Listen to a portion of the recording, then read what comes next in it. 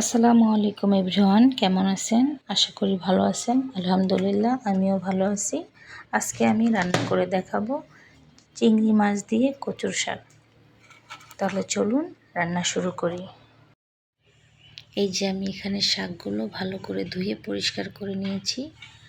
শাকে আমি পানি দিব না, কারণ শাকটা ধুয়ে রাখার পরে শাক থেকে পানি ছেড়েছে, সেই পানিতেই সিদ্ধ করে নেব। এখানে দিয়ে দিচ্ছি 8 থেকে 10টি কাঁচামরিচ। আপনারা যারা যেমন ঝাল খান ঠিক সেরকমটাই দিবেন। আমি ঝাল কম খাই, এজন্য কমিয়ে দিচ্ছি। এখানে দিয়ে দিচ্ছি 4টি রসুন।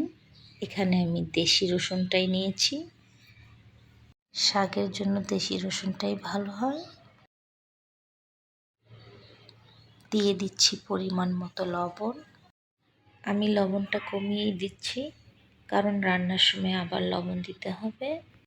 ঢেকে দিচ্ছি 2 মিনিটের জন্য। চুলার আঁচটা হাই পাওয়ারে দিয়ে দিচ্ছি। এই যে দেখেন 2 মিনিট পরে ফিরে এলাম। শাকটা এখন আমি নেড়ে চেড়ে উল্টিয়ে দিব। শাকটা আমি ভালো করে সিদ্ধ করে ভর্তা ভর্তা করে নিব, কারণ কচুর শাক ভালো করে যদি সিদ্ধ না হয় তাহলে কিন্তু গলায় ধরে। আবারও আমি ঢেকে দিব 5 মিনিটের জন্য। এখন আমি চুলার হিটটা একদম লোতে দিয়ে দিব, কারণ ভাপে সিদ্ধ হবে, শাকে বেশি পানি নেই। জাল বাড়িয়ে দিলে কি হবে, পানিটা শুকিয়ে যাবে, শাকটা সিদ্ধ হবে না। এই যে দেখেন 5 মিনিট পর ফিরে এলাম। আমার শাকটা কিন্তু সিদ্ধ হয়ে গিয়েছে। এটা আমি নেড়ে চেড়ে আরও গলিয়ে নিব, একদম ভর্তা টাইপের করে নিব। দেখেন একদম নরম হয়ে গিয়েছে শাকটা। শাকটা আমি একটা ঝুড়িতে ঢেলে দিচ্ছি যেন রসটা ঝরে যায়। এই যে দেখেন আমি ঝুড়িতে ঢেলে দিয়েছি। এখন শাকের রসটা এখানে ঝরে যাবে। এদিকে আমি চুলায় প্যান বসিয়ে দিয়েছি। প্যানে পরিমাণ মতো তেল দিয়ে দিচ্ছি। তেলটা একটু ভালো করে গরম করে নিব। তেলটা গরম হয়ে গিয়েছে। এখানে দিয়ে দিচ্ছি 2টি তেজপাতা, দিচ্ছি 2টি দারচিনি ও 4টি এলাচ। এখানে দিয়ে দিচ্ছি পেঁয়াজ কুচি। আমি এখানে 4টি পেঁয়াজ কুচি করে নিয়েছি। আপনারা আপনাদের মন মতো বাড়িয়ে কমিয়ে দিতে পারেন। পেঁয়াজটা আমি একটু ভেজে নিব। পেঁয়াজটা হালকা ভেজে নিয়েছি। এই যে দেখেন এখানে আমি চিংড়ি মাছ ধুয়ে পরিষ্কার করে রেখেছি। এখন আমি চিংড়ি মাছটা এখানে দিয়ে দিব।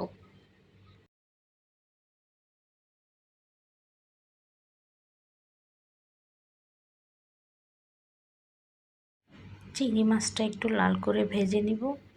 লাল করে ভেজে নিলে দেখতেও ভালো লাগবে। এই যে দেখেন চিংড়ি মাছটা ভাজা হয়ে গিয়েছে। এখানে আমি দিয়ে দিচ্ছি 1 চামচ পেঁয়াজ বাটা, দিয়ে দিচ্ছি 1 চামচ আদা রসুন বাটা,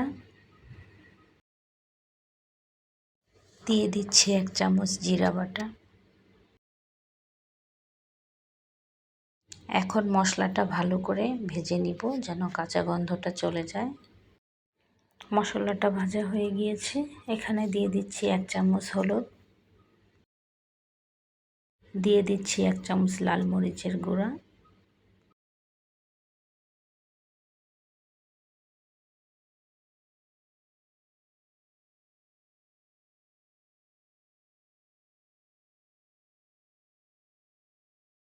দিয়ে দিচ্ছি সামান্য লবণ, কারণ এর আগে আমি শাকে লবণ দিয়েছিলাম, এই জন্য লবণটা কমিয়ে দিচ্ছি। দিয়ে দিচ্ছি সামান্য পানি। এই পানিতে আমি মশলাটা কষাবো, মাছটাও সিদ্ধ হয়ে যাবে। আমি 1 মিনিটের জন্য ঢেকে দিচ্ছি যেন মাছটা সিদ্ধ হয়ে যায়। এই যে দেখেন মশলাটা কষানো হয়ে গিয়েছে, মশলায় তেল ছেড়ে দিয়েছে, মাছটাও সিদ্ধ হয়ে গিয়েছে। এখন আমি এখানে শাকটা ঢেলে দিব। শাকটা একটু সময় নিয়ে ভাজতে হবে যেন শাকের রসটা পুরাটা শুকিয়ে যায়। রসটা থাকলে গলায় ধরবে। আমি ভাজতে থাকবো একটু সময় নিয়ে, যতক্ষণ তেলটা বের হয়ে না যায়। আপনারা কি করে বুঝবেন? ভাজতে ভাজতে দেখবেন যে শাকটার রসটা শুকিয়ে গেছে আর তেলটা বের হয়ে আসছে, তখনই বুঝবেন যে শাকটা হয়ে গিয়েছে। আমি এখানে 1 পিস লেবু নিয়েছি, লেবুটা চিপে দিচ্ছি।